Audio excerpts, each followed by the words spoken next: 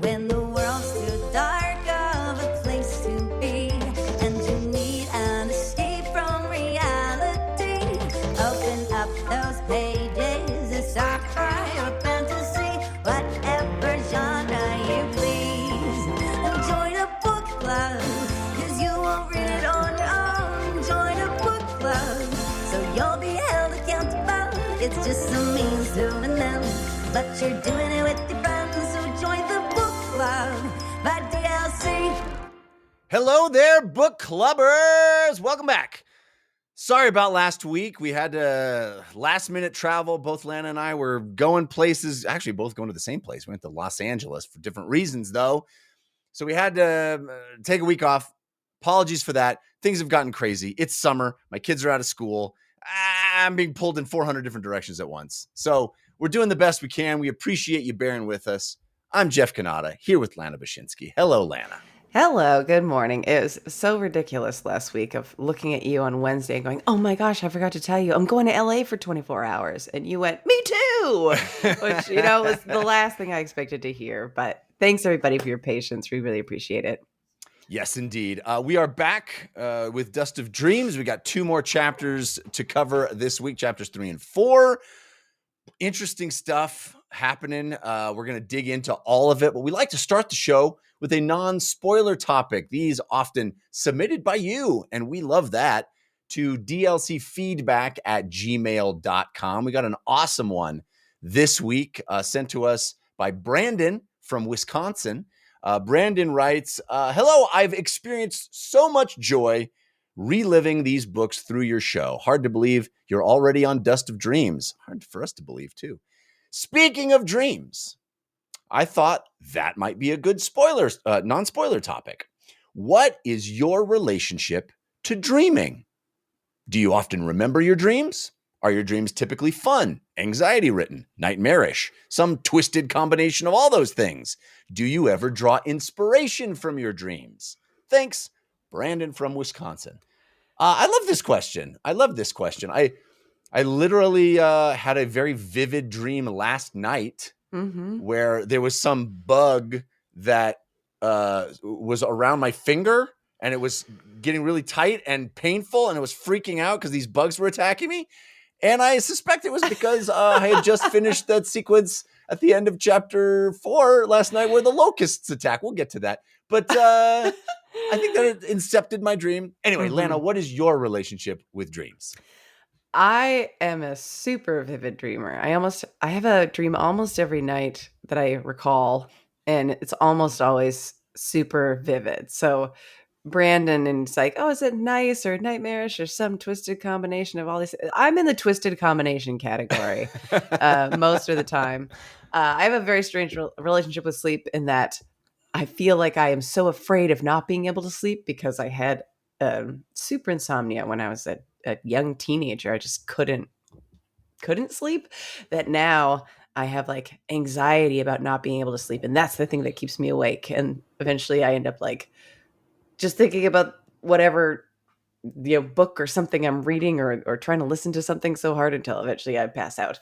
And then I'm inevitably dreaming about either whatever game I was playing, whatever book I was reading, or very frequently about, insert person here, who my boss is. I've had a myriad of silly dreams about whoever my direct manager is at the time, and I also have no filter. So inevitably the next morning I'm like, I had a dream and you were so stupid. I think that the last part of Brendan's question is so interesting. Do you ever, and you're a creative, you do a lot of, you work creatively for a living, but also you are creative in your spare time and in your hobbies. Do you ever pull inspiration from your dreams? Do you ever wake up and go, oh? I don't know if I would pull inspiration from it, because usually there's like elements of like deep horror that I'm like, I'm going to try not to acknowledge that. But every once in a while I have a dream. I have like a little sketch, and I have like such a vivid image of something from my dream, and I'll wake up and be like, I have to remember this weird little thing. So I had one dream about that I had made a game, and it was super fun, and you were just a little stack of guys. And I just woke up and I was like, I got to draw this little stack of guys. And so I have a little post-it note that's this little stack. So I That's guess that's taking cool. inspiration with no intent of doing anything with it. Yeah. Just like weird to have like fond memories of things that happened while I was sleeping is more the vibe. I will I also am a very vivid dreamer, as I kind of indicated with my bug finger. I don't know. I frequently remember my dreams. I frequently wake up from a dream, vivid imagery in my head. And I will frequently in the dream or immediately after the dream think, oh, this is the best idea. OMG. I've cracked it. I figured it out. This is the one that's going to catapult me to the top. I got it. I have to make this thing. I have to do this. I figured it out. Mm-hmm. And then I'll like wake up and be like, oh, this is the greatest idea. And then with any moment's consideration, realize that is the dumbest thing. But in the context of the dream, it's like brilliant. Oh, why didn't I think of this before? I have the perfect idea for a script. I have the perfect idea for a product to make. I have this like, I've cracked it. Mm-hmm. And then, I wake up and I'm like, well, I need a piece of paper to write this down. And I'm like, okay, yes. And then think for a half a second and be like, as I'm writing it going, this makes no sense at all. Oh, but you do write it. What? You do write it down though? No, I almost never do. I often just realize that was my dumb dream brain just getting so full of itself. I love the ideas that are in the dream, like the only possible things that could work. I had one dream where I was on a raft and what's it called? And you're like abandoned on a raft, like there's a crash or something. You're in the middle of the ocean. You're on this piece of driftwood with some people, a life raft. You're like, what's the only thing we can do to try and get to land? And somebody's like, I've got it. And they try to like glue a shark to the raft with marinara sauce. And you're like, this makes sense. This checks out. We figured it out. We did it. I'm gonna write, the Coast Guard and give them the new strat for how to rescue people. Stock up on marinara, man. That's the ticket. The other thing I'm so embarrassed to even admit, but I often have like delusions of grandeur in my dreams where I'm like, I can't even tell you how many times I've dreamed that I'm hosting Saturday Night Live. And it's just normal. It's like, this is what I do. And in the context of my dream, I'm like, yep, I got to do it again. Here we go. And it's awesome. And I'm hanging out and it's cool. And it's just like, yep, this is my life. And then I wake up from the dream and I'm like, oh man. But that's so fun. It's fun in the context, but it's kind of pathetic afterwards. Anyway, that's dreaming. Those are some dust of dreams that we just sprinkled onto the podcast. But let's get into the real dust of dreams now. Chapter 3 and 4. Spoilers starting now. Oh, by the way, thank you, Brandon, again for that wonderful topic. Please, folks, send us topics. DLCfeedback@gmail.com. All right. Spoilers starting now. Chapter 3, we start with Shirk, our old friend Shirk Alail. She's, feeding that Utulu, as one does. You gotta. You know that the night is young. Stop number 1. That's right. Multiple stop evening, which seems like, par for the course for Shirk. And it's Ruth and Good. Good. Ruthin good. Not the kind of fella I would think that she would be, but you know what? Not the most discerning Shirk. She'll. I was going to say take all comers, but I didn't want to create a phrasing. Anyway, Ruthin really likes her a lot, and she's just like, buddy, slow your roll. This is you're one of many. Why are you so obsessed with me? Yeah. Anyway, you're not special. Yes. But most of the early parts of chapter 3 here are sort of building momentum toward this reading of the deck of dragons that we've been building to. And this is another scene where, it's like, well, let's maybe not go to the Malazan compound. Let's maybe not attend the reading. I'm not sure it's a good idea. And she bumps into Ublala, our old friend Ublala Pung. And Ublala, bless his heart, not Just the a sharpest sweetie of tools. pie. Yeah. Just a sweetie pie. He's in the Malazan army, and the Malazans, as we've talked about a couple times, they've got this real jerk streak that That's runs true. through Yeah. it. It's they're trying to weed out the weak. They've like sniffed him out as somebody that they can easily manipulate, and he's like bummed out. He's like, I thought being in the army was going to be cool, but I'm just polishing so many shoes. And she's like, what do you don't have to do that. And he's like, but they told me to. Oh. She's like, all right, here's the thing. You realize that you are buddies with the actual king. Like the literal king is your friend. So maybe And every next person after him who would possibly lead any of the people around here are like your pals. You should just go tell them the same anecdote and see what happens. Yeah. see how things change if you let the king know that you're being bullied at work. I love Ublala Pung. Very funny stuff. All right, so then the next scene, we are reintroduced to Kissware, a character I don't think we've ever had a POV from. No, and maybe like in a tiny, like setup to a battle or set up to a big moment, a conversions type moment. I mean, we might have gotten a glimpse, but nothing with like backstory or context for. Yeah, this one really does kind of give you all of Kissware and her sister Sinter's backstory. And evidently Kissware, the name says it all. She evidently got involved with, a married man and kind of had to get out of Dodge and brought her sister with her sister who will follow her anywhere, do whatever she does. They enlisted in the Malazan army. And now she has all this guilt about Sinter because Sinter is like all in on being a Marine. Yeah. And it's interesting because other than that defector from the last book, whose name I can't recall, Monk. Oh yeah, the one that hung out with Hedge. Monkrat. Yeah, Monkrat. Yeah. I think that was right. All the Malazans seem in it to win it. They've talked about retiring, like the folks. Running the bar, Cruel's Tavern folks. Tavern folks. But otherwise, they're there for it. They're there for the battle. And that was sort of forced retirement with those guys. Exactly. And so her being like, I joined this to like dodge the bad choices I made in life, and now not only is like my sister who was like my buddy and now seems to just really care about this thing and doesn't want to hang out and follow me anymore. She wants to hang out and follow Tavori. Mm-hmm. She like resents the army in this way, and she's wants her sister back, this person who sort of puppy dogged her around, but her sister is now special.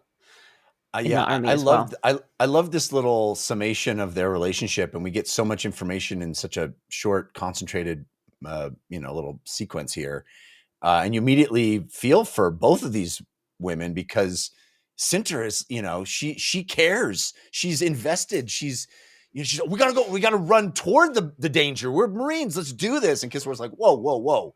Bad idea, Jeans. Let's not. No. We're trying to avoid death. That's why we joined the army. That's right. Yeah. It's hilariously ironic. And I love how Kissware is like, oh, I'm going to point my rage at Tavor because she's the one. She's the top of this pyramid. So she's the one I'm pissed at doing this to my sister. So I'm not exactly sure where this is going to lead to, but I love that these characters are now sort of, I'm invested in their story. Yeah. Very, very quickly. And the interesting part of this clearly, to me, it sort of reads clearly as like jealousy from Kissware. Like, to me, it seems like partially jealousy that her sister is like special and has sensitivities, which we'll sort of get to later, but also like sort of it being projected as this rage for somebody else stepping in the way when it clearly is something that her sister's enjoying and liking, and Right. probably She like used to it's this. follow me. Now Yeah. she's following Tavor. Yeah, that kind of thing. And I just see it being this potential future loss of agency for Cinter, because Kissware trying to like protect her and be like, no, you're putting this on her. This is all you, even though Cinter's a whole person and she can make her own choices. Yeah. So, Good stuff. yeah. Good. Seeds that will grow, I'm sure. The next scene, we're back with Keneb and Blistig. They are also kind of talking about this upcoming reading of the Deck of Dragons, and talking about how it's, this is a bad thing. This is not a good thing. This is the last time this happened. The adjunct kind of decided on all this plan of action that worked out, catastrophically for so many people, and led to Callum's death, they think. So, it's sort of building this anticipation for this big moment, which is going to pay off in a huge way soon. So interesting to go from like the perspective. I'm sorry if there's noise outside that you can hear. The perspective of the Deck of Dragons readings when we first were introduced to it being like this kind of like, oh, this is like a fun game we're playing as Malazans. Hey, get the table. And now everybody's like he's literally beating up his peers in the army, and like they think they're going to kill each other just trying to get him to convince him to do this reading because it seems so dangerous and reckless. Right. And I'm like, did you always know that when you were doing it before then, when it was a gag? I think the context is important, right? The fact that they are doing it in this location is the big deal. Like, it's going to stir the errant. It's not like before it was like, hey, we're just doing it in my basement. It's fine. It's no big deal. But like, you do it in the center of this town with all these things at play. It's stirring up all this stuff. It's like, Fiddler knows that we're not supposed to be messing with stuff here. We can it's all fun and games and we're all just hanging out in the tent. But it's all fun and game until an elder god that's right gets involved. Or all the elder gods. Yeah. It still seems like he's so aware of like the power that it has to even know that it would have that effect in this specific location. That just one of the many reasons I'm like, oh, I'm so interested to go back and clock all the readings. The next scene is my favorite of these preparatory get ready for the reading scenes. It's a Dead Smell and the Marines all hanging out, trying to like pass the time and sort of prepare and also protect themselves and buffer themselves from the effects. But Dead Smell has just decided to lay out animal corpses, just like little woodland creatures that are all dead, just to see what happens to them. I don't know why this scene gave me the same feelings as like thinking about, so there's a thing called the Game Developers Conference for anybody listening, called GDC. It's a big conference in the game development community, and I worked there for a really long time just as a planner but also a volunteer. And that feeling at the beginning of the week where you show up and suddenly all your buds show up who you only see, and you like show up in somebody's hotel room and somebody will like bring drinks, or somebody will bring cards, or somebody will just go get burritos, and it's like whatever's happening in that room right before the conference starts kind of about to set the tone for what the conference is about to be. And this somebody will just bring corpses, bring little cadavers. If I had a nickel for the number of times I had to panic carve myself some tchotchkes. I love it. Yeah, I can't, what's the name of the character? That guy that does the carving, because of the C. I know. Losing it. I don't have it in front of me. Anyway, the idea of he's the one of the irregulars, one of the Mott irregulars, and their whole thing is like, we don't mess with necromancers. Yeah. And he's like, wait a minute, are you a necromancer? What? Yeah. Are you doing some necromancy up in here? And they're like, take your wood, go sit over there, go whittle, just whittle. And don't, and he's like, what am I going to whittle? And he's like, not necromancers. Like, everybody, just like everybody in here. Well, except don't Obviously, the necromancer, you don't want to whittle him because you're like not into necromancy. But whittle yourself like on a giant horse. How cool would that be? Just like whittle away. It'd be so fun. It's just a great scene. I had such a blast with it. And then, of course, we have another great scene. We check in with our girl Hellion, who is blitzed out of her mind as usual. One of the most blitzed I think that we've seen her. Yes, this is peak like blitz. Really almost indecipherable what she's trying to say. And they're heading to try to get two people out of a brothel. Breathless and Touchy are at a brothel, and so she and Herb are headed to the brothel to try to break them out.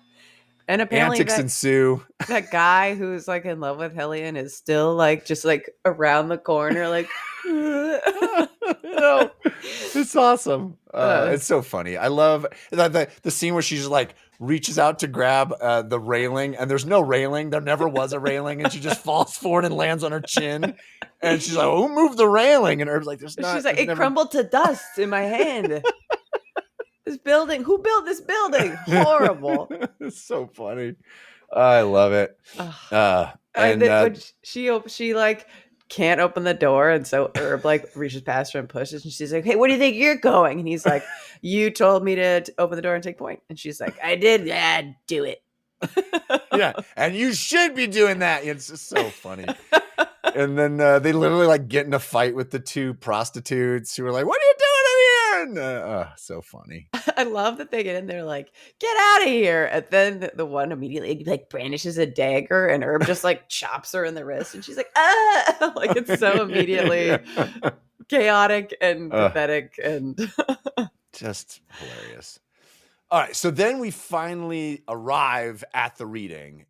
It's like, I guess because it's called a reading, I have been to, as somebody who's done a lot of plays in my life, I've been to a lot of table readings, for you do a movie or you do a TV show or you do a play, you'll have the first table read, it's like where everybody meets each other for the first time and you're all going to sit down and there's like anticipation and you're all a little nervous because, everybody's going to be judging each other and like, oh, you're actually going to perform, but we're just kind of marking it. We're not really doing it full out, but we also, I want to make a good first impression. And everybody's like, oh, do I sit here? Do you sit there? Where we, do we have name tags on it? Okay, this is where I'm going to go. Oh, what binder did you put the script in? All that stuff. It just felt very relatable of Brice Benedict is like just watching everybody arrive and like, oh, they're here and that person's invited. And oh, it's a big group. And I loved the sort of mishigas of just like, shuffling in and how many we got and who's here, just great stuff. Yeah, Tavor arrives like the big celebrity. Yeah, thing. Takes a bow. Totally it. Anyway, so I love also that they're like, okay, so everybody agrees this is a bad idea. Maybe we shouldn't do it. And Fiddler's like, I'm starting. And she's like, you already got a card and you get a card. And it's like, oh crap. He's just doing it. He's doing it with a vengeance. And do we go right into the read in this scene or we pop back somewhere else first? I think we see the errant. We kind of pop around the city and we see the errant, like he tastes blood, like he just got punched in the face. We see Saren Pedak and Pinocel and Ersto Hubut burst into flames in front of her. And Mail's still standing there like, oh. Yeah, like, these are the people here to protect you. Boom! It's like, oh, that's rough. Well, at least you weren't lying. Yeah. And then, we have this amazing moment where in the room with dead smell, like all the dead creatures start coming back to life and like going to the ceiling and just an amazing, I love that scene. And then the whittled, like half whittled, not even done little diorama people like come to life and start moving around. Trotting away. Oh, just awesome stuff. Just awesome stuff. Yeah, and then Masan Galani just being the one smart one, like, I'm just gonna, drop, going tuck under the and bed. hold, treat it like an earthquake. Yeah, guess what? can't hurt me if I'm under the covers. I mean, she's under the bed, but it's that mentality of like, I'm safe down here. I don't know about you guys, but Good luck. it's so great. Then we're back to the actual read. And it is this crazy, like violent explosion of him, tossing cards at people and it hitting them and catapulting them across the room and like so pummeling cool. them, like injuring people. They're being knocked unconscious as they hit the wall so hard with the card pinning them there. Yeah. Visually spectacular. I loved cinematically how this scene sort of sits in my mind.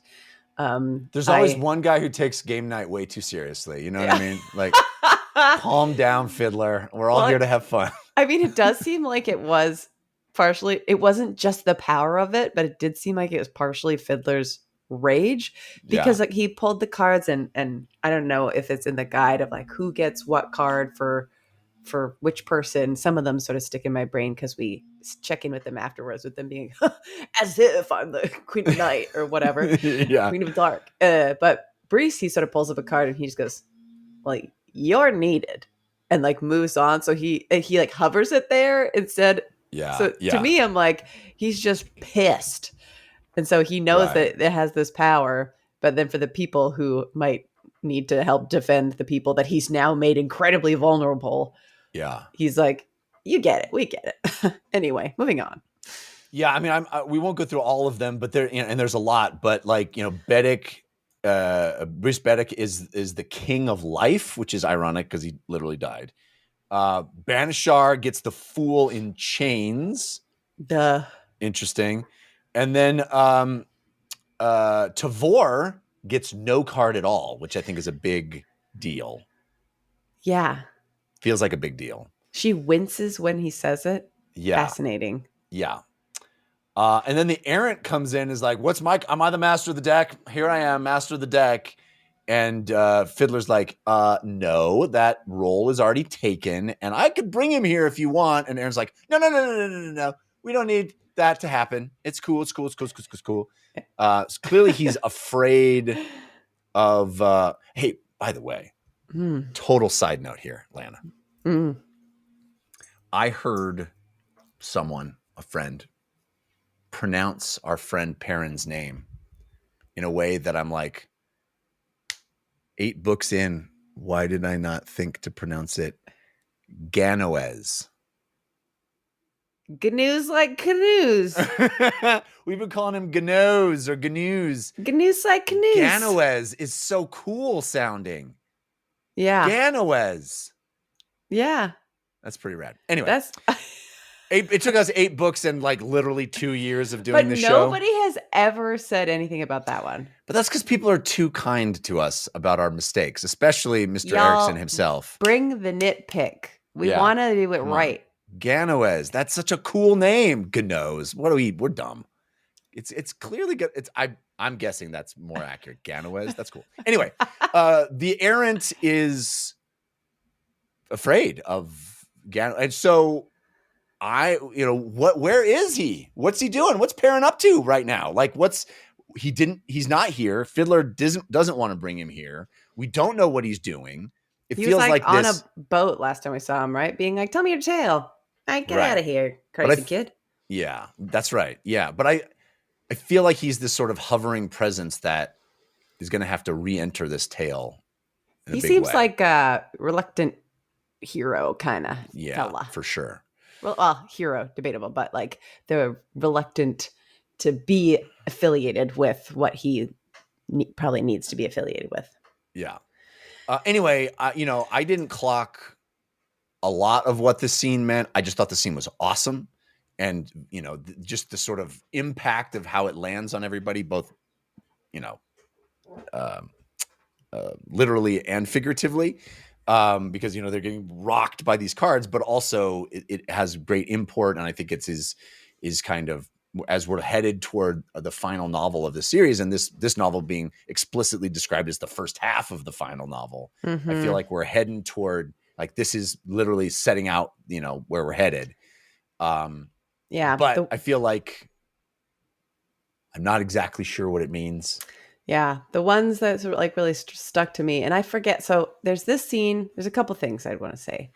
We'll talk about the different roles like in a minute, but when the errant comes in, I don't think that he was saying, "I'm the master of the deck. I'm here for my card." He was like, "Master of the deck. I'm here to kill all of you, and I'll show you who the master of this deck is." Mhm. And then even then, he wasn't necessarily afraid in that moment that he like backed off so easy, but he gets in there and he's like, "I'm gonna kill you," and Fiddler's like, "I can bring this guy here," and he's like, "Bring him," and Brees is like, "You think you can take him and me, like let alone him? You think you can take both of us?" As if. And at Mhm. the end of the scene, the errant finally is like, "Ugh, this is too soon, this is too early, like I've sort of revealed my cards in a way that like everybody knows my machinations even more directly, that I was just going to kill everybody, whatever," and leaves. um but then Fiddler was 1,000,000% bluffing, Yeah. Yeah. Yeah. could not bring good Right. news at all. And Brees was also bluffing, and everybody just lucked out that the errant sort of took that at face value and decided it was too much for the time being and pieced out. So that I think was like a really important piece of it, is like, okay, there's definitely a lot of power here, but not everybody has like enough power to just like summon the master of the deck, is not a part of what that power is. But the deck of dragons is so mysterious to Letherus, and like the magic of it versus the holds is still like foreign enough that they just don't know how the concepts work. Perfect summation. Love that. Yes, I think you did a much better job of describing it than I. The cards, like the personality pieces that we sort of touch on in the following scenes, we have Sandaleth, right? And Yeah. she's Well, mother, she's like, I don't even know why I was there. Why did yeah, I even get invited to this thing? I like she goes back, she's chilling with all Yeah. her husband, and she's like, everything was so annoying. I can't believe my ribs are broken. Why would I be, is it not Mother Dark, but The something, Queen of Dark. Queen of Dark, as if there's no dark anymore. Blah, I can't even breathe, let alone talk. And she's like going on and on and on. And Yeah. Laval's like, "News to me." Yeah. And she's like, how could Quick Ben be the Magus of Dark? He's not He's not even Tristan Tristan D. D. Yeah. What's his deal? And Yeah. then Quickman's like, do it, like basically everybody is sort of internally looking at their card that they were dealt, being like, "Psh, as if This guy doesn't even know how to read cards. This guy doesn't even do it right. it This is is. dumb. It's like, it's so good because it's like there's such clear power here that elder gods are protecting people. People are being set, just like spontaneous combustion happening. The Yeah. errands, they're gonna kill them all because of the power of this. And still people leave that room the same way that people would leave a tarot reading, being like, "Stupid." Yeah. That's Probably dumb. means nothing. Oh yeah, I'm gonna meet the love of my life in the next week. Exactly. Sure. Exactly. Um, Um, there's also a scene we kind of skipped over where the errant has left and is thinking about it, and he's like, "Oh, I am going to kill that Brisbanic, but I'm not going to do it with magic. No, I'm going to do it like I did the Feather Witch, and that felt so good. It just grabbed the neck, and you do it physically. And I'm kind of into killing people that way now. Like this is a whole new me. Like I don't need to kill people with far away my with superpowers. with my elder god stuff. I can just get right in there and be a real sicko." And he's like, I know he's gonna walk home confident, alone, like a freak. Yeah. I'll get him then. And we also Uh, skipped over the scene that like the necromancer is like all the things are coming alive, and then in some building somewhere in the city, people could have sworn that two giant dragons Yeah. bust out of that thing. Yeah. But the building collapsed and everybody was dead. So who knows? Who knows what really happened? Also, lots of talk about these green slashes in the sky. These sort of comets, green celestial Jade occurrences. meteors.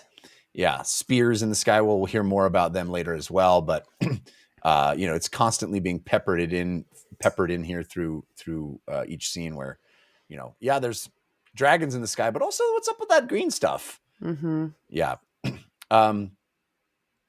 All right. So then Ebron and Shard and some others are talking about the reading as well. They're like, oh, I guess that that's going to decide what the adjunct does next. And Ebron says it's like all the Warrens woke up at once. Mm-hmm. It's pretty big, pretty ominous. So, and then is it right after that Fiddler is sort of dwelling to himself as well? I forget if it's at the end of the chapter, if it's all everybody sort of their internal POV about this. Yeah. But one of the things that Fiddler does after he gets sort of by himself, is that he looks and there's 2 cards that he didn't pull. Yeah. Which one of them is for himself, I assume. Mm-hmm. Unaligned chain. Yeah. But that's the thing. I should have gone back and just like really digested it properly. He also he says the Tartheno is the herald of life, which the Tartheno is Karsa Orlong, right? Yes. Yeah. So that's interesting. And then it says, and then he looks at the last card, which is unaligned chain. But he said unaligned chain, and I couldn't tell if that's the card because did he slam Tavor back? No, because he didn't give Tavor anything. No. Something about that unaligned chain, the way that it read, I couldn't tell if that was supposed to be Fiddler's card or if he had like kind of lied to Tavor. And not given her the card he was supposed to give her. Because he says something like unaligned chain, and then he says, "What are you up to? What like I want?" And he's sort of thinking about Tavor while he's sort of digesting his thoughts about it, and it sort of read to me in a way as though that was actually her card, and it wasn't nothing, but because of who she is, they almost want to give her less information because her natural instincts are typically the thing that is more right. Well, I think they think that maybe that's the case. My impression is that also they know that she will act, and her acts are deciding the fate of thousands of people's lives, and so it feels like showing her something that is potentially dangerous or impactful will be like they're worried about how she'll interpret it. Because all these people are like that Ebron scene. Everybody's like, last time she's literally deciding strategy based on this tarot card reading, and everybody's a little not cool with that. Yeah. And this is why, because he's talking about that card and he said unaligned chain. He's like, and he talks about Tavor sort of being chained to the army and vice versa. Right. And he's not sure which way the chains are pulling. And so I think that is actually Tavor's card, but he told her nothing to give her nothing. No information. Yeah, right. That's the last scene of the chapter. But before that, we have a couple of other things. No, that's cool. A couple of things that we skipped over too, which is Tavor talks to Briss Benedict and basically says, "Hey, BT Dubs, my brother is the master of the deck, but we do not have a good relationship." She's basically like, "We're not cool." Mm-hmm. So, I'm not going to just call him up and be like, "Hey, bro, help out." It's not good between us. And I love that Briss is like kind of the perfect person to be like, trouble with brothers. Yeah, I get it. Brothers, I get it. You can resolve that. Yeah. All you got to do is die once. Have you ever considered having like 100 million names just like written in your DNA? Here, drink this.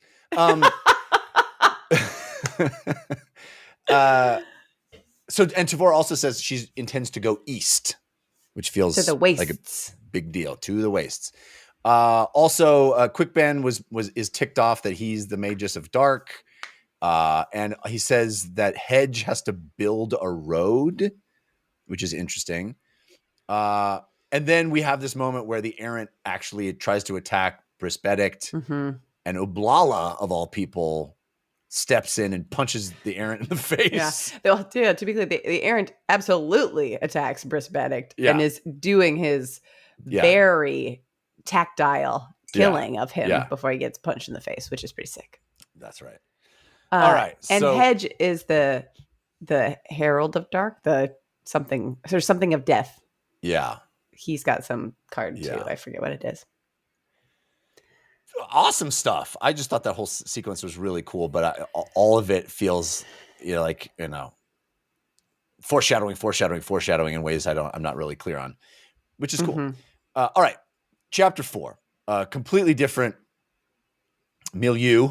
In chapter 4, we are fully. It feels like this novel is going to give us a lot of point of view of the Kachin Shamali, because, which is interesting. It's so we've had them be this external threat, this crazy alien, monstrous, dinosaurs. Yeah, dinosaurs, unkillable. These killing machines. The one, objectively terrifying, malevolent force, and just like everything else in Malazan, we're going to get inside its POV and we're going to realize, oh no, it's complicated and not easily definable and all that stuff that we always get. It's just so cool. And actually, we could be born into an adaptation that is sweet. That's right. Or even meaner. One of the two. So the first scene of chapter 4 is Caliph, who's just decides, the best thing to do if I need to find myself a mortal sword and a shield anvil, I'm just gonna trip balls. Let's do it. Drugs. Let's do this. We're gonna ride the spotted horse, baby. Yeah. The description of even like putting it together, though, is like this wax thing that she puts. Awesome. Like describes what it is of riding the spotted horse, and then it's sort of like this cultural analysis of something that people did. And then she's like, anyway, and she puts the wax in her mouth. It's like, oh, okay, she's doing it now. It was like such a great. It's got all these different ingredients, and if you do just a couple of the ingredients, you die. If you do them in the wrong brewing order, you go mad, you go crazy. So it's like it's high stakes. Get it right. Got to get this right. It's like you could die, you could go insane, or you could have the coolest time. Absolute bliss. Planar shift. Planar shifting bliss. Yeah. Anyway, so she does it. She's riding the spotted horse, baby. And meanwhile, Gurul is flying sentinel overhead. Then so it's like I'm gonna find the mortal sword and the shield anvil potentially, or maybe I'll just be more in connection with my ancestors, because I'm literally the last of my tribe. Yeah. So we've gone extinct. So maybe I will get some sense of my ancestors and my place and what I should do with this.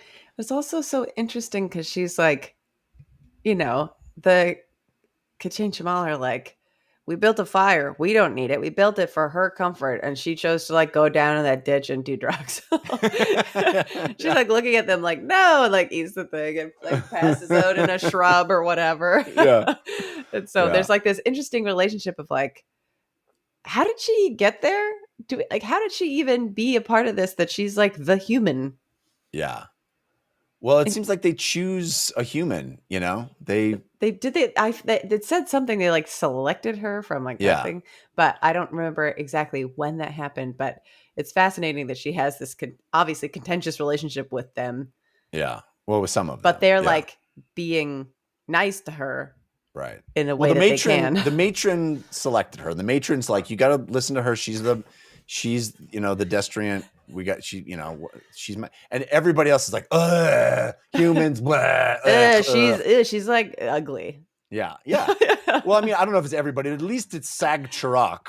Yeah. Who's got opinions. And in the next scene, we get his point of view. He's tasked with protecting the matron. So, he's like, it's high stakes for him. So he's like, I don't trust this human chick. I don't trust humans in general. And he overhears her say, never trust a leader who has nothing to lose. Yeah, that's what she does before she hits the spotted horse. Yeah. She says that to herself. And then he's like, am I questioning my allegiances? Yeah. From her muttering. Right. Anyway, so he remembers like we trusted this red mask guy. That was a bad idea. It's just never a good idea to trust these humans. And then we have this awesome moment where we kind of get this insight into how the Kachin Shamali work on a biological level. Yeah. Where, like, in order to get into a state of frenzied hunting, they like physically transform, their eyelids change and they kind of release these pheromones and they go into this mode. And like everybody's getting all hot and bothered to go into a fight. And then Sagtruk just kills everybody instead. And then all the hunters are like, ooh, do we get to kill anything? And he's like, no, I did it all. And they're like, what do I do with this feeling? Yeah. It's like, he's like, total learn how to balls control of yourselves. war. Exactly. So funny. He's like, they're just gonna be frenzied up, and honestly, that's on them. Yeah. And it's like he does that on purpose to kind of put them in their place, the youngins who are all excited about killing. No, you don't get to. No, you got to control yourself. Yeah. One of the things I like, just before we move on from like the overhearing of what Kalis is saying, is there's like a theme that's kind of like echoed a little bit later that is about it's kind of like about the idea of doubt. And the second you have like a question about something, it'll start, I think it is in the part with Torrent that I'll sort of get to later. But like the moment that sort of gets in there and you're like questioning the way that you've lived and the way that you've been, it's like, now it's anything that hits you in that way, it's too late. Your life's changing now. Like your worldview is changing. And so that it's interesting to have her one little muttering about never trusting a leader who has nothing to lose, hitting him and him being like, what a weird thing to say. Anyway, back to... I'll never forget that sentence. Okay. Back to the fact that I was supposed to be protecting the queen, but she sent me away here. Yeah. Because she felt like this is the only option. I guess she kind of has everything to lose, but there's like an interesting little thread already lacing. Well, I also love, I mean, maybe premature to bring this up, but I love that, Kalith is the last of her kind. The Kachin Shamali is the last matron. They're dying out. Torrent is musing about being the last of the all. They're all dying. There's all of these, and then we finally get to the kids who are in the snake, right? And they're all dying out. It's all this endangered species. Yes. And actively going extinct species, it's not even endangered. They're just dying off. And it's all these different versions of the death of an entire culture and what that means. And I think so much of the themes of this book early on, it seems to me, are, so much of the themes of Malazan in general are this cyclical sort of sedimentary layer of cultures built on the backs of new culture, of dead cultures, that thing that keeps happening where if you dig deep enough, you'll find the next culture that died out and the next culture beneath that died out.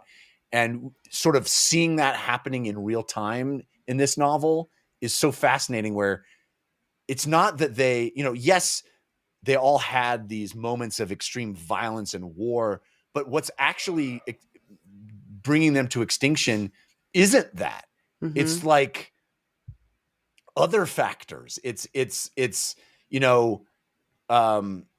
being integrated into other cultures. It's, we hear about the, what is the ones that are the Barghast? We hear about the Barghast, kind of like fraying at the edges, where it's like, are they even fighting? Like, you got to, I'm totally skipping ahead, but it's all of these different versions of, we're dying off. Our culture is assimilating into other cultures. We're losing our identity. These Barghast don't even care. We need to give them an enemy because they don't think there's any enemies. And so they're not even coming to our call when we say, hey, it's time for war. They don't even show up. Mm-hmm. I think all that's very interesting, because it's just all these different ways of going extinct. Yeah. Yeah. Anyway, so Kalith's vision. Seems to me she sees Heberek ghost hands. Heberek right? Ghost hands doing a thing. Yeah. Or Heberek rust hands. Rust hands. Heberek hands in the sand, sandy hands. This is the thing that I realized for some reason while I was reading this chapter. Heberek Did at some point he have tiger hands?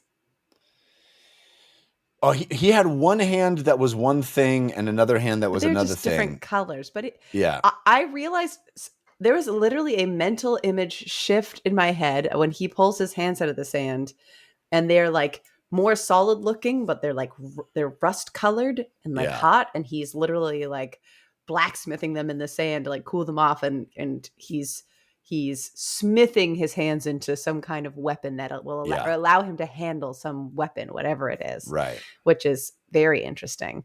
Yeah. But until this scene, when he pulls his hands out of the sand, I actually pictured hands, but like rust colored.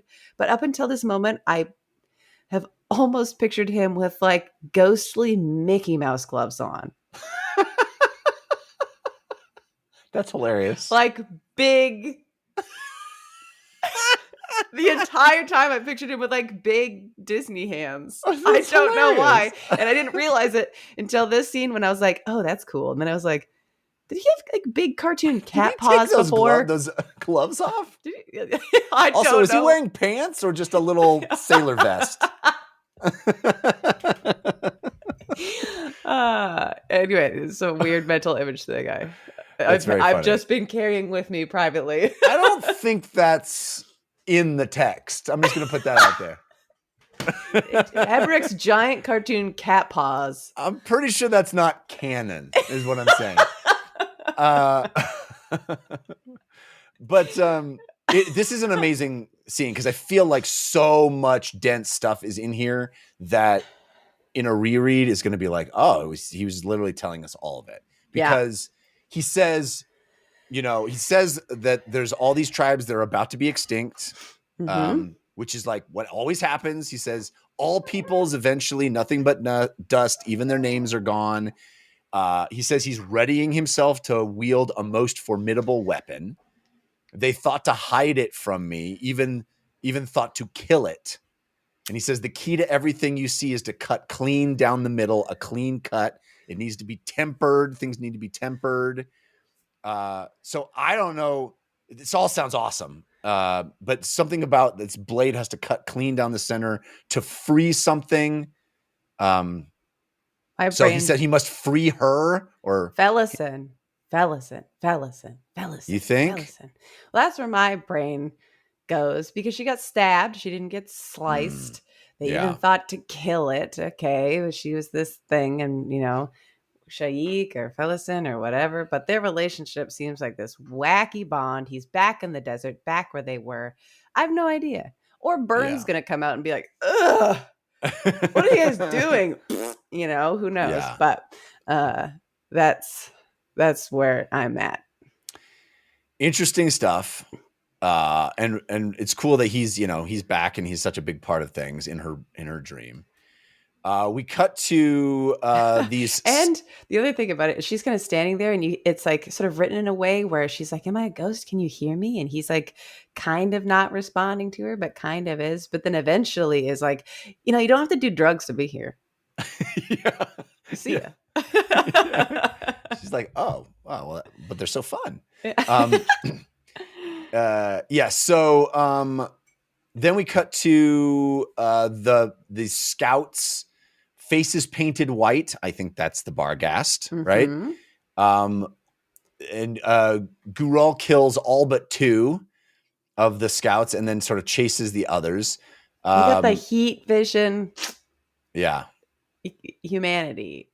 How did they ever come out? I guess because the Talana Moss were rocks. They just don't have the heat signature. Ice baby. Yeah. Anyway, I was like, how did anybody possibly kill a bunch of these guys? Yeah, it's true.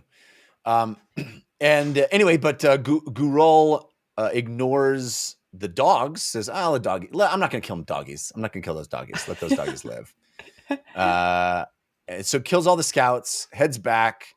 The Chain Shamali are like feasting on all the meat, just eating meat. I was like, meat, cheese, meat, and that's it. What's that old Carl's Jr. commercial? Yeah. Anyway, that's what I thought of anyway. So then we sidestep over to the Barghast and check back in with Hetten, and who's married to our old friend Tool, Onos Tulan. They've got their twin daughters or adopted daughter. Did we know those are Krupp's kids? We did not know Krupp had kids, but we do know that Hitan looked at him and was like, hey, big boy. Right. All these other bros be putting off my advances, but you won't have a choice. And we did know that they got freaky. A whole bunch of characters where it's like, oh my gosh, it's been like 6 books since we've talked to these characters, and I'm not super clear on what I know and what I don't know about them. Yeah, 6 books since we talked to these characters, let alone remembered when they talked to each other. Yeah, but I do remember it was almost like more like a gag because Hitan kept like looking at a bunch of people and being like, "Let's bang." Yeah, let's bang. And so she like slept with a bunch of people over the course of that book, but Krupp was so almost more like the gag at the end of one of them where she's like, she pulls him aside and he's kind of like, oh, well, if I've got it. He seems like very flustered in the moment, but not necessarily in a way that was like, ooh, I'm flustered, but like I'm a scary lady. Well, I love the description. I pulled it as one of my quotes, the description of these 2 daughters and how they manipulate their dad. Just lovely stuff. Yeah. And but I can't tell if it's like how sinister it actually is. Right. I mean, the word evil is batted about, and I'm like, is it like adorable girls just getting what they want from daddy, or is it like they're evil? I'm not quite clear yet. It's really resonant of them not even really liking each other. Yeah. Oh, I was curious what you thought as a twin. There's all this like this talk about they don't even want to look at each other too much because it's almost like looking at themselves too closely. No, never that. I don't think in my entire life of being an identical twin, there's literally once I can think of where in the moment, not like sometimes in a photo you're like, oh, we do kind of look the same, but like in live action in IRL time, walking by like a reflective wall that kind of bent at 45 degrees and kept going. Emily and I both looked up at it and saw our face on the other person, and both of us at the same time went, whoa, did you see that? And then it was gone. Then we were ourselves again. But just for a split second, I saw my face on somebody's body. And it was weird. Wow.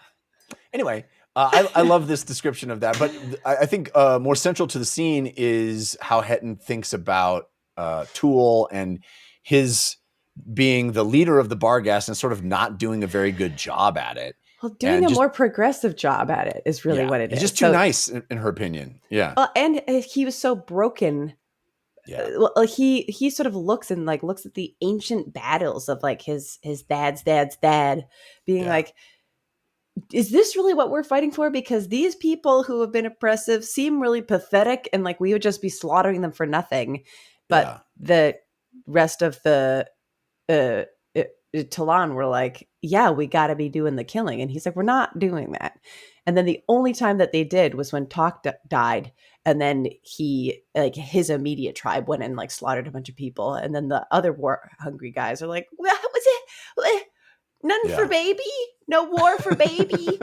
And so it's this like discontent of honestly like more forward thinking values and like presently addressing the situation that is here and matters now versus the past situation that you're seeking vengeance for. Yeah. And that's sort of sowing discord and the difference of ideals among the people.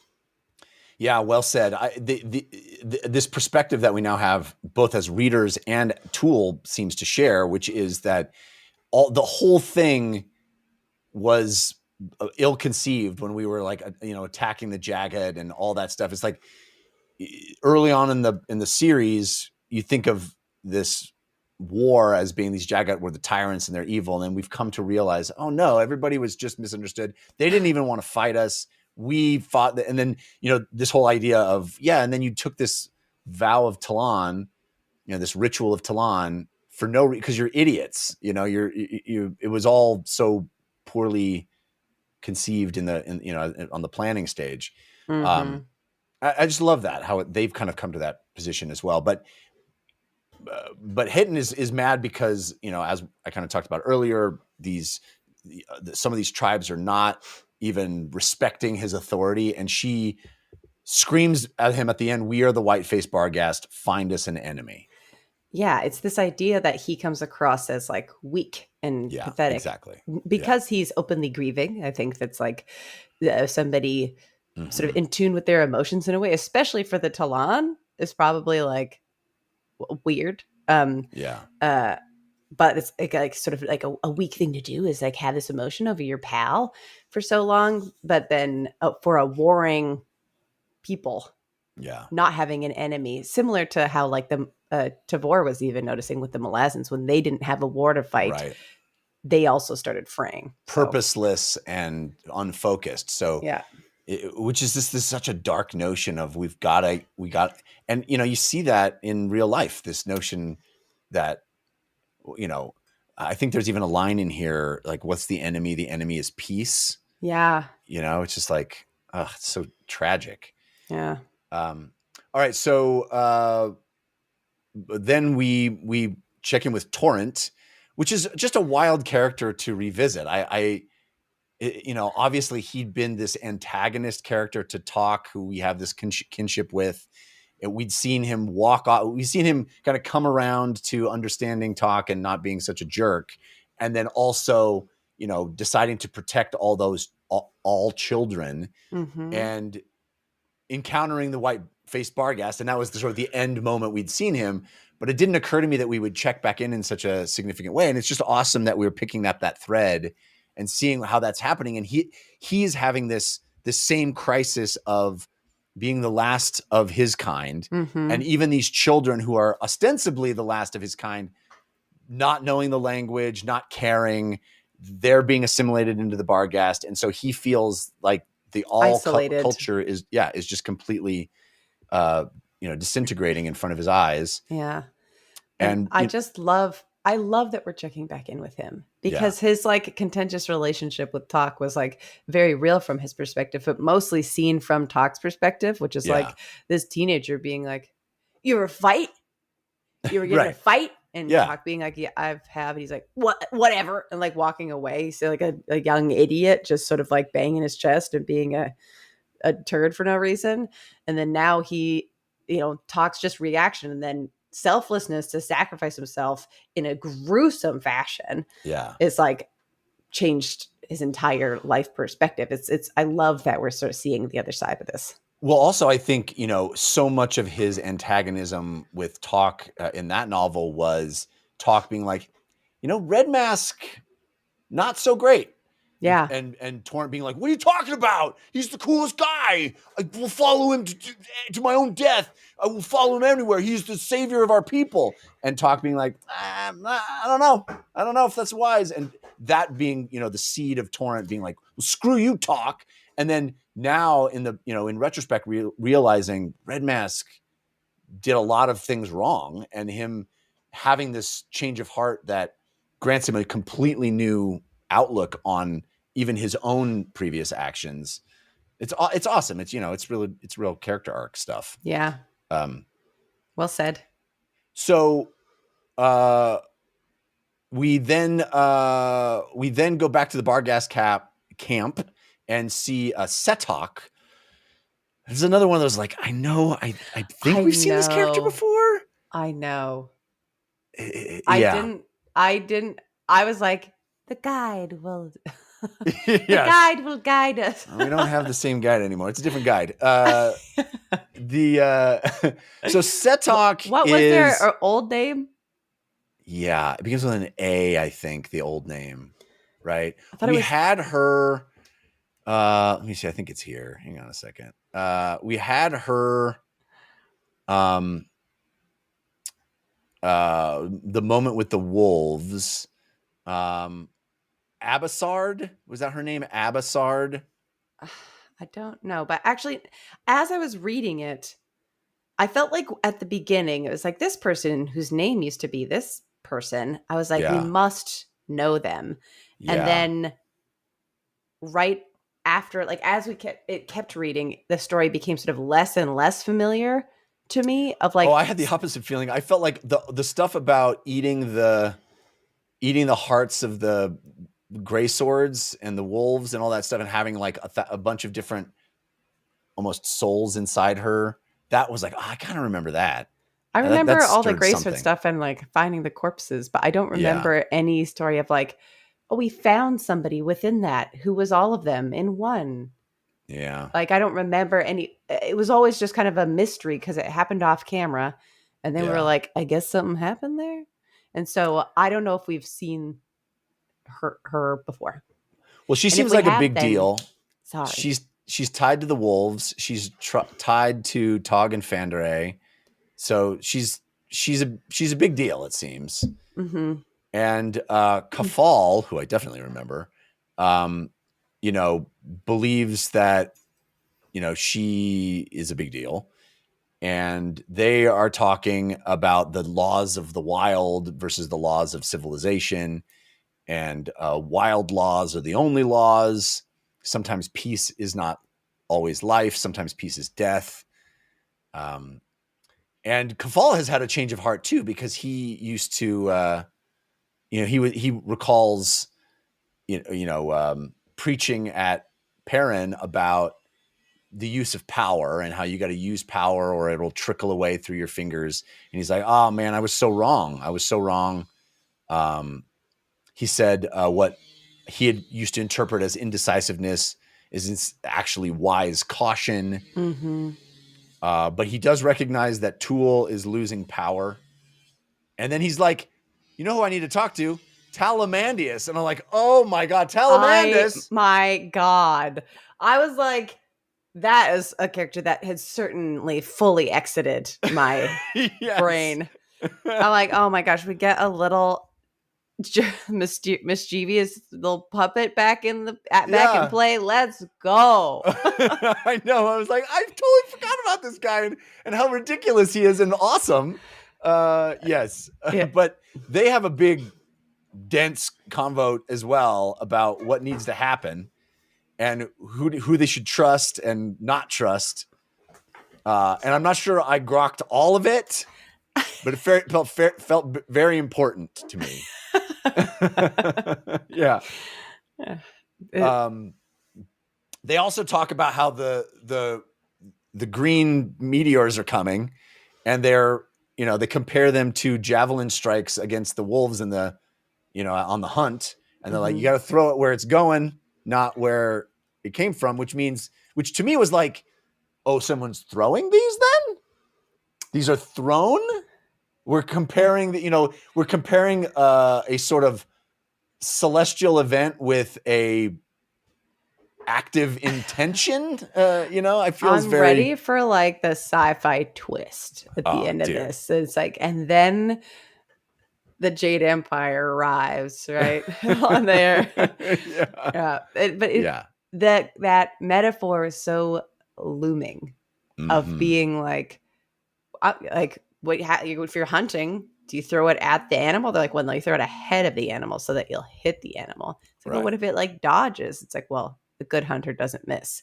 Yeah. And then it's like, who's the hunter in this analogy? Who's the hunter? And like, I don't think the planet be dodging. Right. Yeah. So. Yeah. But if you're talking about someone throwing those things, who's that someone? That's my question.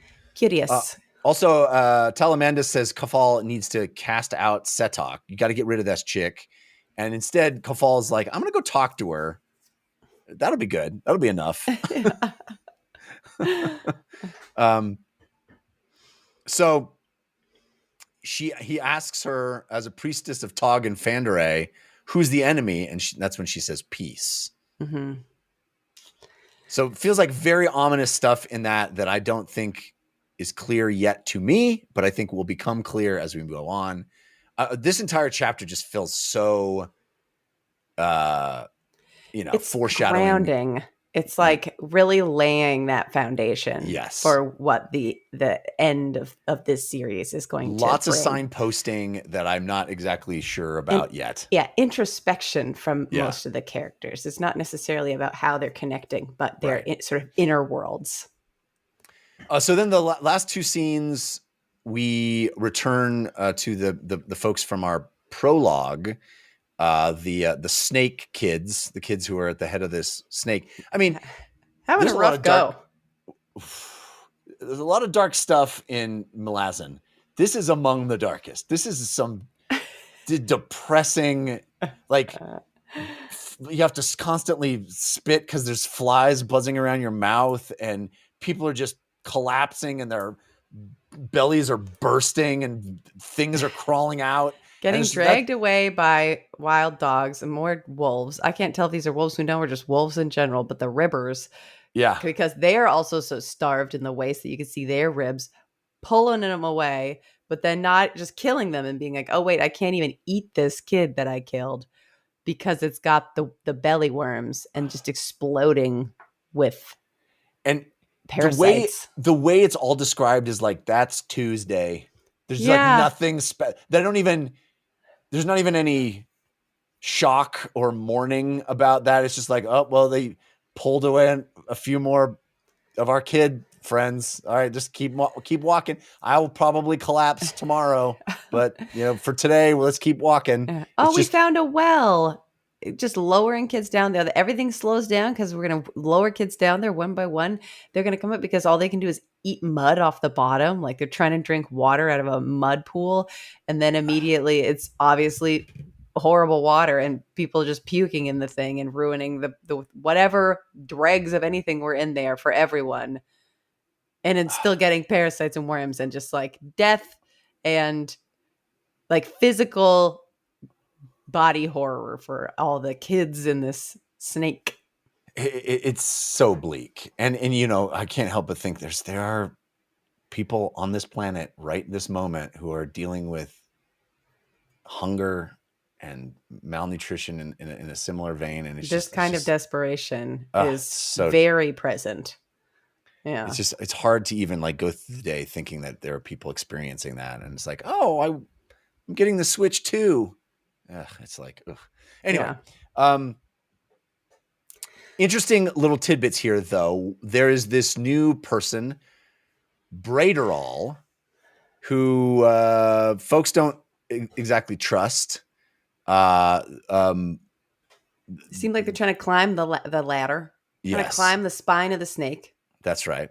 And Badal, or I can't remember how we've decided to pronounce that character's name, but she says that this Braiderall person reminds her of the Quitters, who have bone skins and stood taller than anyone else.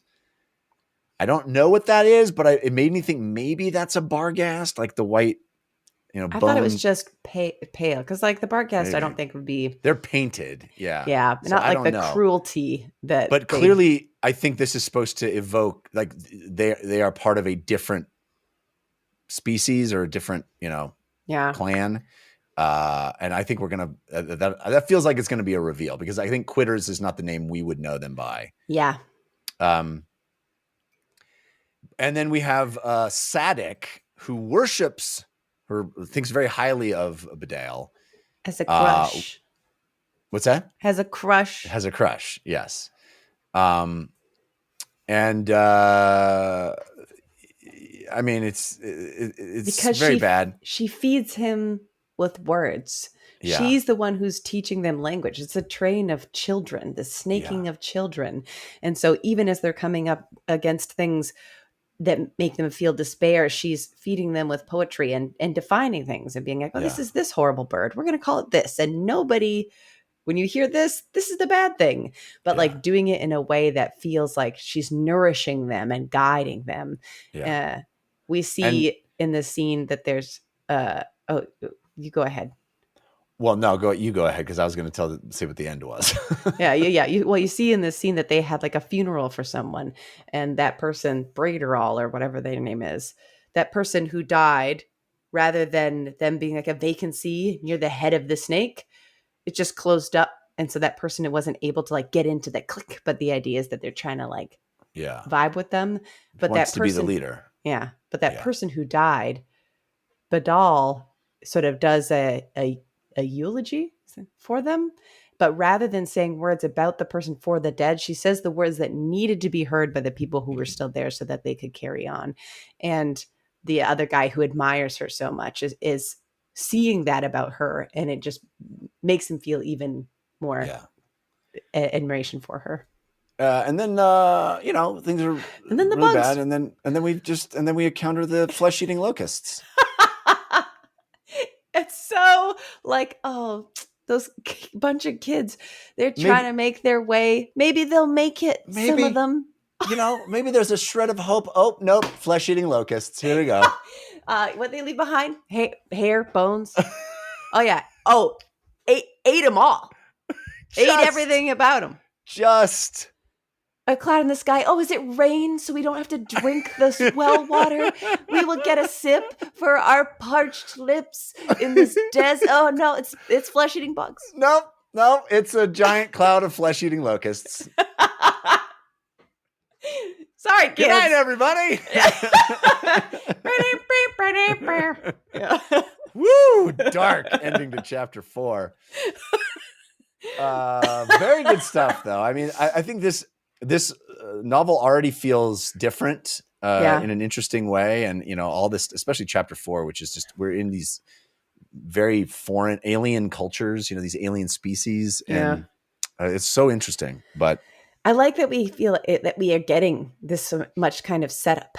Yeah. And from what we hear, that this book's like the set and the next book's the spike. Yeah, right. For like a time where there's like so much infused into every book, and like how cleverly and expertly Steven does, like in a few sentences, you're like, I have the backstory of this character and I care about them. It feels like we get a little bit more time with people, and so many people trying to tee it up, that I'm really, really enjoying it. Me too. All right, let's do a couple of favorite passages from these chapters. You got anything to start with? I do. I have this. It's Bug talking to Saren. Oh, we didn't even touch upon the fact that Bug was like, oh yeah, they turn into puddles, and she's like, what in the heck? And he's like, thank them, because that would have been you. Yeah, and then she's like, well, and she's like, do I mop it up? He's like, you might find that it might be gone by the morning. She's like, great, then I'll point to these stains and say, that's where 2 gods died. Those are my god stains. Yeah. So that's what I always say to my shirt when it may look like mustard. Those are my god stains. That's my god stains. But so Bug's talking to Saren, and Saren's like, how could anybody hope to defend me if these 3 ancient gods have already failed? And Bug says, a conviction I'm slowly coming to accept. People do not understand power. They view it exclusively as a contest. This against that, which is the greater? Which wins, which fails? Power is less about actual conflict. Recognizing it does the mutual damage conflict entails, with such damage making one vulnerable.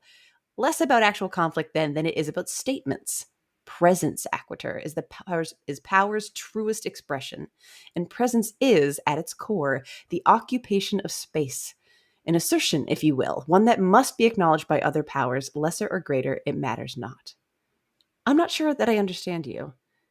Kalava would have invoked her presence, Aquitur, one that embraced you. Now, if you still insist on simplistic comparisons, then I tell you she would have been as a stone in a stream. The water may dream of victory, may even yearn for it, but it had best learn patience, yes?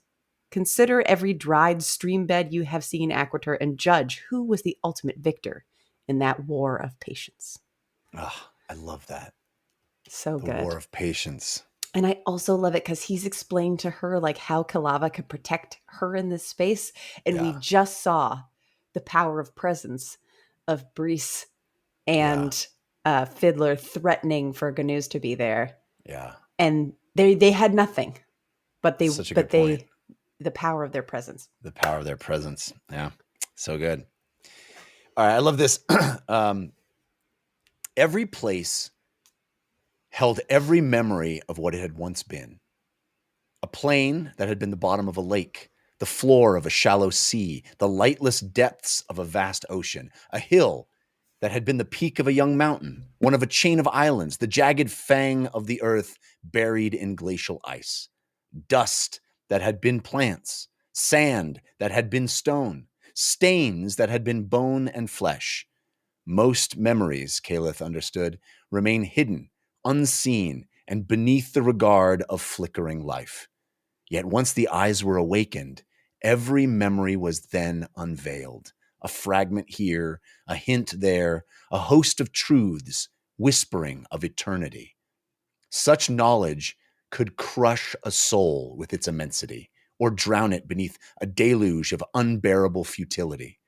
As soon as the distinction was made, that separation of self from all the rest, from the entire world beyond, its ceaseless measure of time, its whimsical game with change played out in slow siege and in sudden catastrophe, then the self became an orphan, bereft of all security and face to face with a world now become at best a stranger, at worst implacable, heartless, an implacable, heartless foe. I messed up the end. Sorry, but it's so good. So good. So good. It becomes at best a stranger, at worst an implacable, heartless foe. So it's like you have this realization of your own nothingness, your own insignificance, your own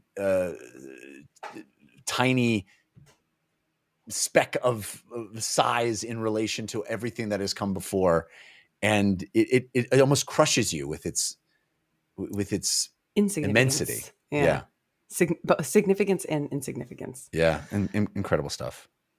I have one more. It's a bit longer, but we're not that long. This is another scene that we sort of skipped by, which, by the way, folks, we had like a super hard stop today. So we're kind of going the fastest we can. But this was Telerast and Curdle after they were definitely the two dragons that popped out of the building and killed people. Loved that. And Telerast is kind of thinking about like, so I killed a guy. And does it matter? Telerast's tiny fangs still glistened with blood, although when she'd last used them, they had been much, much larger. An instinctive snap, no one could blame her, not really, had collected up a fat merchant in the street below a moment before she herself landed to fill it amidst a crashing bricks and quarried limestone. And was it not essential among carnivores to indulge in some blubber on occasion? It must be so, for some scholar had said it once somewhere. In any case, it had been delicious. Could one blame the shark that takes a swimmer's leg? The coiling serpent that devours a toddler? The wolves that run down an old woman? Of course not. One might decry the dead and weep for the slain victims, but to then track and hunt the killer down as if it was some kind of evil murderer was simply ridiculous. Indeed, it was hubris of the worst sort. It's the way of the world that there are hunters and the hunted, Curdle, and to live in the world is to accept that as a truth. Beasts eat other beasts, and the same is true for all these precious humans. Do they not thrive and preen as hunters? Of course they do. But sometimes the hunter becomes the hunted, yes? Consider, if you will, and you will, some bow-legged yokel traps a hare for supper. Should the rest of the hares all gather and incite themselves into deadly vengeance against that yokel? Would this be proper and just? Well, I dare say the hares would think so, cried Curdle, spiny tail lashing along the short grasses. No doubt, no doubt. But think of the outrage among the yokel's family and friends. Why, there'd be war, a feud. Soldiers would be called in, slit-eyed scouts and master hunters wearing green floppy hats. The king would raise taxes, and 1,000 whores would follow in the baggage train. Poets would sing rousing ballads to fan the flames of righteousness. Entire epics would be penned to recount the venal escapades. They're just puffed up on themselves, Telerast, that's all. They're all emperors and empresses in their own puny minds, don't you see? With all the domain theirs is to do with as they will. How dare some dumb beast bite back? So good. So good. And it's like fun, you know? It's a little goofy, but it's also, it lands, you know? Yeah, it lands because it's like the idea, humans, yeah, it's all theirs. They can do this. Yeah. And they will. Yeah. All right. My last one. Was it not a woman's gift to excel in the entirely essential guidance of every aspect of her chosen man's life? It most certainly was. Accordingly, Hetton pitied the future husbands of Story and Stavi. At the same time, however, she was not about to see her own man savaged by the two creatures. The issue was down to simple possession. And the older the twins grew, the more brazen their efforts at stealing him away from her. Yes, she understood all this. It was not anything direct or even conscious on the part of the girls. They were simply trying out their skills at capturing, rending, and devouring. And it was also natural that they would decide upon their own mother as competition. There were times, Hetton reflected, when she wished she could track down their distant, wayward, and diabolical father and thrust both rotters onto his plump lap. Yes, Krupp of Darujistan was indeed welcome to his inadvertent get. So good. I love his inadvertent get. I love that. I love that. And I love that, like, thinking that it corrupts their dad and like having these two girls be like, baby want, baby get. Yeah. I'm like, kind of checks out. It kind of checks out. I also love that Hetton's like, I get it. That's what girls are supposed to do. They're supposed to just toy with men like a cat plays with a dead mouse. I get it. But not with my man. Yeah. Honey. Turn that around. And you know I'm coming. I'm walking over and you are running away. So good. So good. Fun stuff. Thanks for bearing with us, folks. The summer schedule is a little nuts. We're going to do our best to be here every single week as usual, but there may be some times when we have to skip a week or here or there. We will try to minimize that, but either way, we appreciate you, and we hope you have a wonderful summer and you keep dancing. When the world's too dark of a place to be, and you need an escape from reality, open up those pages, it's sci-fi or fantasy, whatever genre you please. And join a book club, 'cause you won't read it on your own. Join a book club, so you'll be held accountable. It's just a means to an end, but you're doing it with your